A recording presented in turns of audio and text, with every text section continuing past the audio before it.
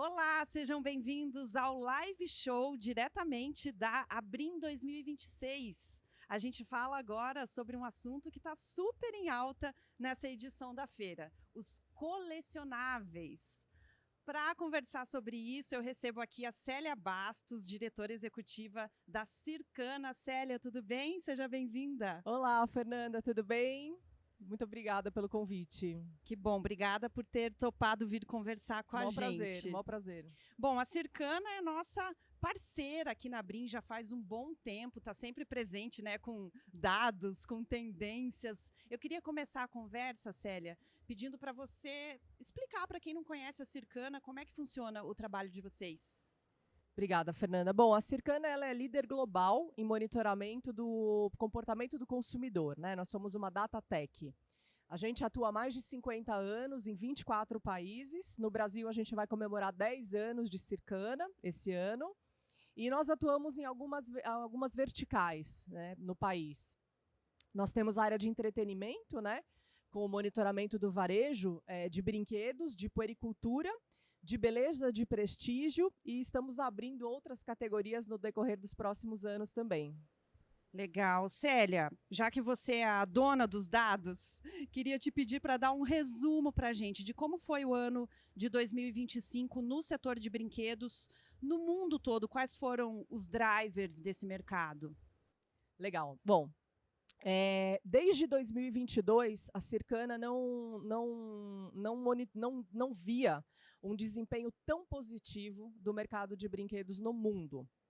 A gente monitora as vendas do varejo de brinquedos em 13 países, né, incluindo o Brasil, e vamos lançar Chile e Peru também agora no meio desse ano. E desde 2022 o crescimento não era tão acentuado. O mundo cresceu 7% em 2025, né?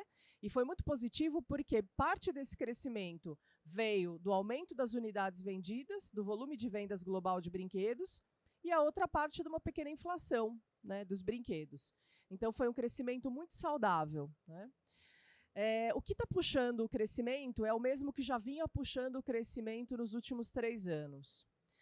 No pós-pandemia, a gente viu um crescimento muito forte de colecionáveis, dos brinquedos para kidults, que são os jovens e adultos acima de 12 anos de idade, né? Um pouco de nostalgia também. E mais recentemente a gente tem visto o crescimento fortíssimo de licenças e conteúdos asiáticos. Então, quando a gente pensa, cresceu por quê? Jogos e quebra-cabeças é um driver super importante, principalmente as cartas colecionáveis, né? Basicamente Pokémon, mas não apenas de Pokémon. Tem outras marcas, Magic the Gathering, tem as cartas esportivas também colecionáveis. A gente tem toda a parte de blocos de construção com Lego e seus competidores também, que estão puxando esse crescimento. E tudo que diz respeito aos jovens e adultos está dando muito certo, Fernanda. E o Brasil acompanha esse crescimento tão expressivo global?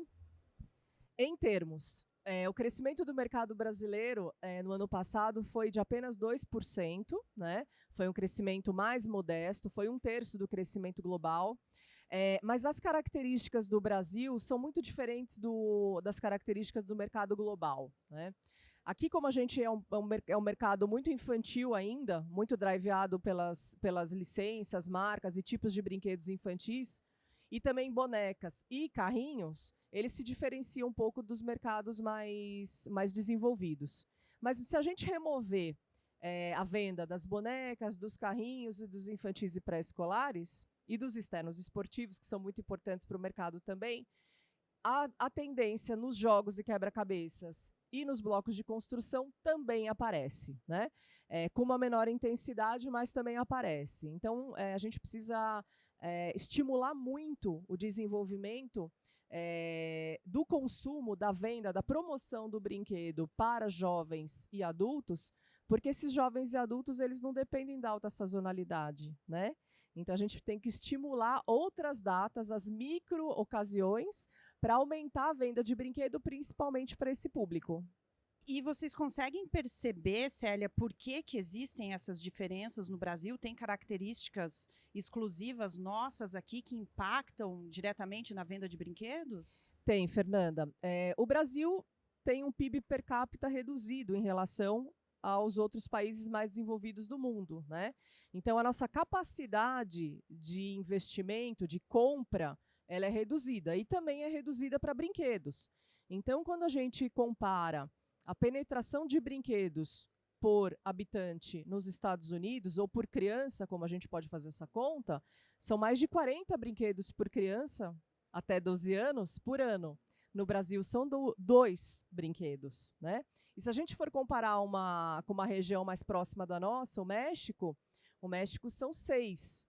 Então, o Brasil ainda tem uma trajetória de crescimento muito interessante quando a gente compara com o próximo, que é o México. Agora, se a gente for comparar com os Estados Unidos, então, a gente precisa multiplicar por 20 o tamanho do mercado ainda, né? E isso está muito ligado com o potencial de consumo do Brasil. Um outro tema é que os brinquedos no Brasil, os mesmos brinquedos lá fora, os brinquedos importados principalmente, eles são caros para esse bolso de consumidor, né? Então ele fica muito restrito à venda dos brinquedos mais sofisticados, principalmente os importados, para as classes de maior poder aquisitivo, né? E é por esse tipo de brinquedo que vem as inovações.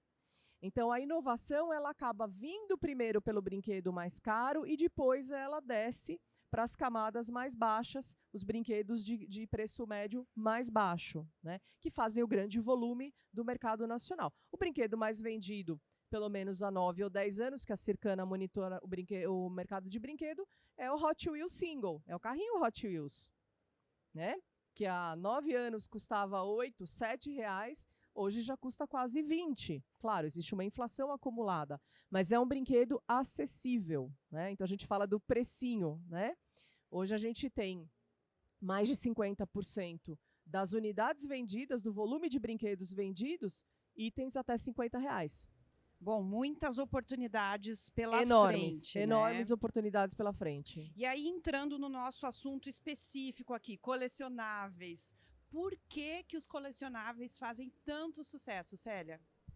Ai, é tanta coisa, mas assim, o colecionável, ele tem uma característica de coleção, ou seja, a ideia é que o consumidor compre mais do que 1 ou 2 desse mesmo brinquedo.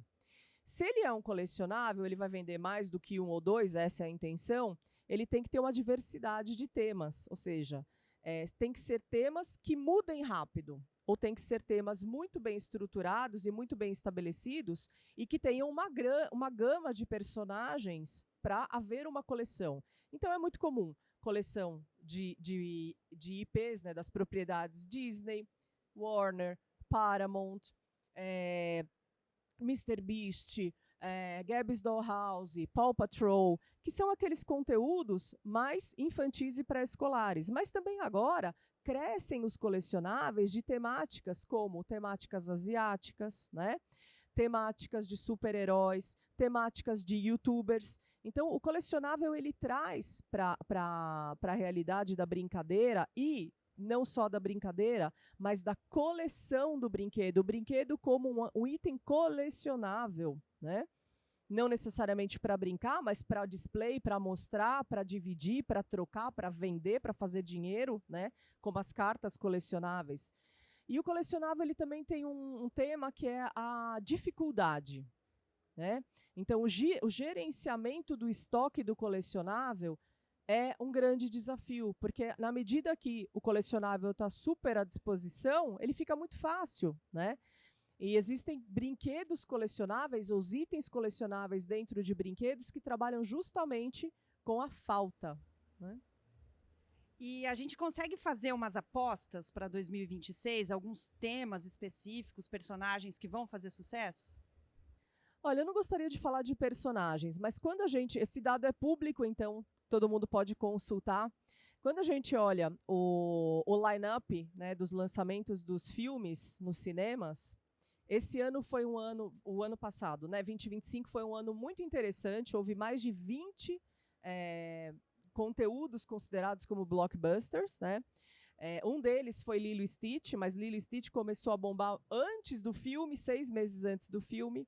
E esse ano de 2026 existem conteúdos muito poderosos, né? Como, por exemplo, Toy Story. Toy Story vende sem filme. imagina com filme, como é que vai ser, né? Vai ter Moana live action, a gente tem Marvel, a gente tem... Ou seja, existe uma série tem Paw Patrol de novo. Então, quanto mais rico for o ano em termos de lançamentos nos cinemas, sem falar no vídeo on demand, né? Que aí são os canais, as assinaturas, né? Netflix, HBO Max, Disney Plus, etc., né? E a gente é muito ligado à venda dos brinquedos e dos itens ao conteúdo das telas. Mas existe um outro tipo de conteúdo que vem dos games, existe um outro tipo de conteúdo que vem dos mangás. Então, é um conteúdo muito segmentado, né? O grande volume vem dos lançamentos das telonas, dos cinemas, mas depois você tem vários nichos de mercado, desde o vídeo on demand até mangá, até, enfim, Labubu, né, que não tinha conteúdo nenhum, agora já tem um parque Labubu, né? E por aí vamos. E vocês conseguem perceber, Célia, uma diferença nessas tendências dos colecionáveis do público do Brasil e de tendências globais?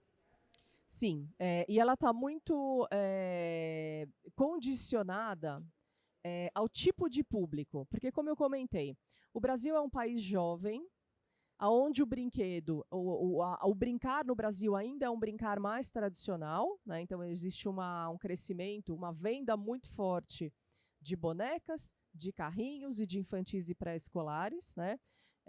Mas quando a gente entra, por exemplo, Fórmula 1 dentro de carrinhos é uma febre, né? Mesmo com Hot Wheels, né? Ou com os carrinhos montáveis da Lego. E o brasileiro ele é muito apaixonado por Fórmula 1 por conta do nosso Ayrton Senna, né? O nosso amado Ayrton Senna, que é basicamente o nosso herói nacional ainda. Então, existem comportamentos que vêm muito do fã, né? Do fandom.